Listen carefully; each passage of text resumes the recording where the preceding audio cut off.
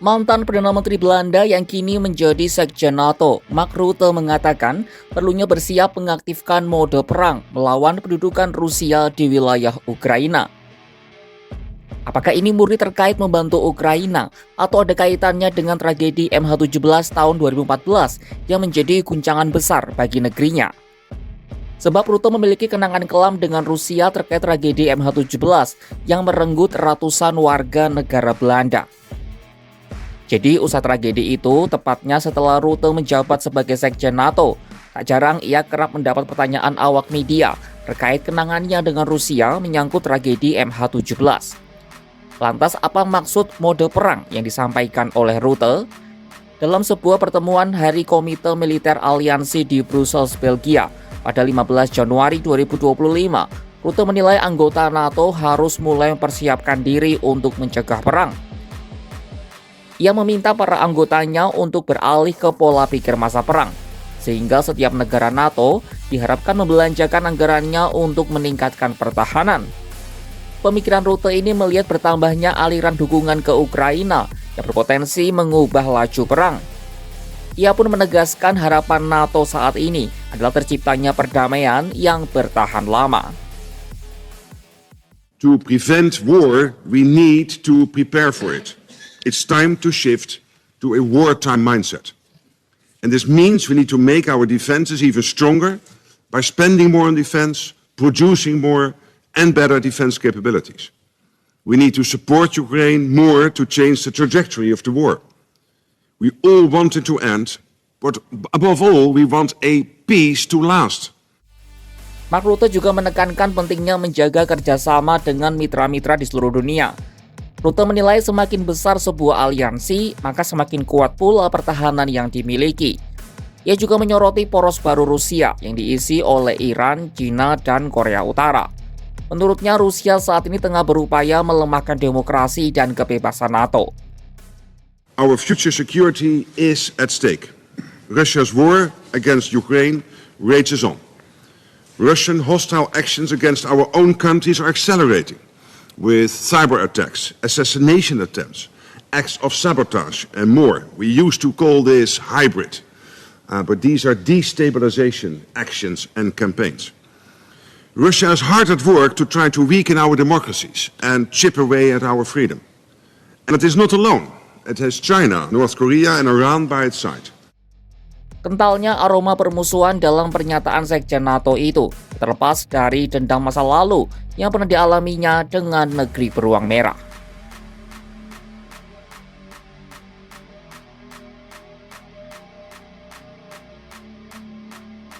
Seperti yang disinggung di awal, bagi Mark Rutte ada satu peristiwa yang disebutnya paling radikal dan emosional selama masa jabatannya sebagai Perdana Menteri Belanda.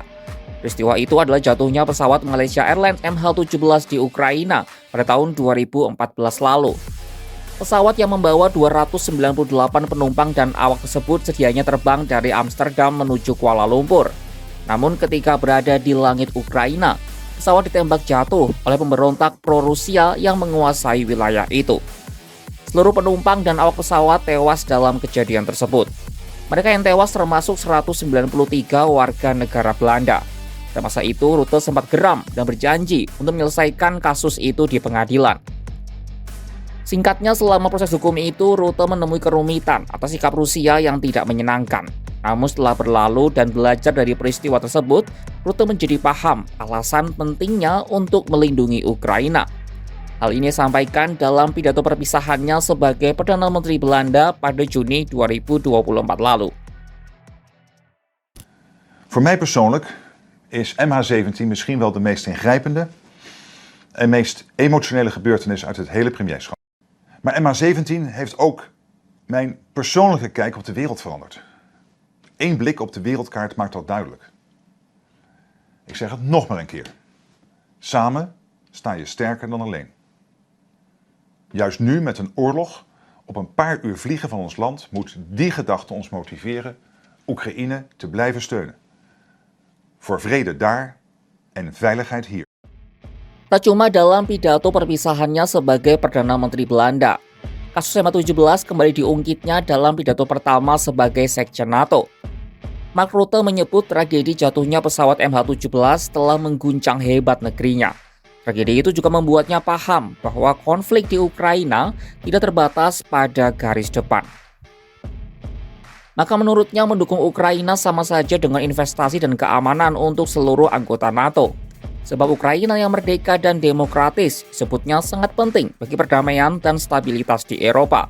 Segala biaya yang dikeluarkan untuk mendukung Ukraina juga disebut Rutte jauh lebih rendah daripada biaya yang harus dikeluarkan jika Putin mendapatkan apa yang diinginkannya. Lantas bagaimana Moskwa menanggapi ancaman NATO ini?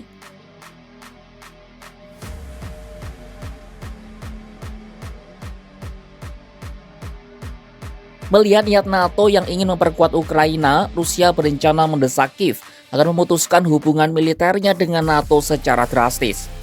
Hal itu akan dilakukan Rusia dalam setiap pembicaraan dengan Presiden Amerika yang akan datang, yakni Donald Trump.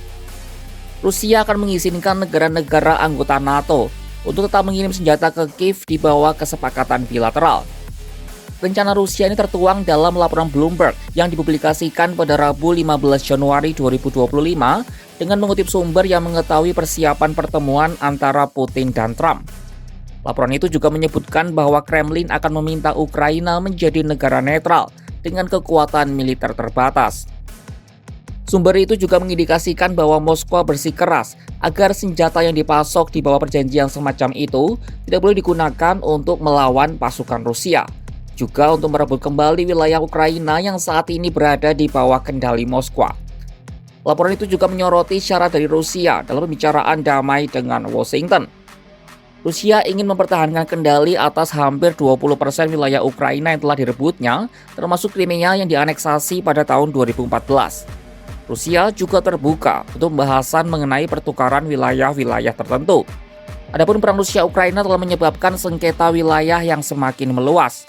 Konflik itu juga terus meningkatkan ketegangan dalam hubungan internasional. Sekjen NATO Mark Rutte bersiap untuk mengaktifkan mode perang melawan Rusia. Kerasnya ancaman ke Rusia ini seolah tak terlepas dari dendam masa lalunya terhadap negeri beruang merah.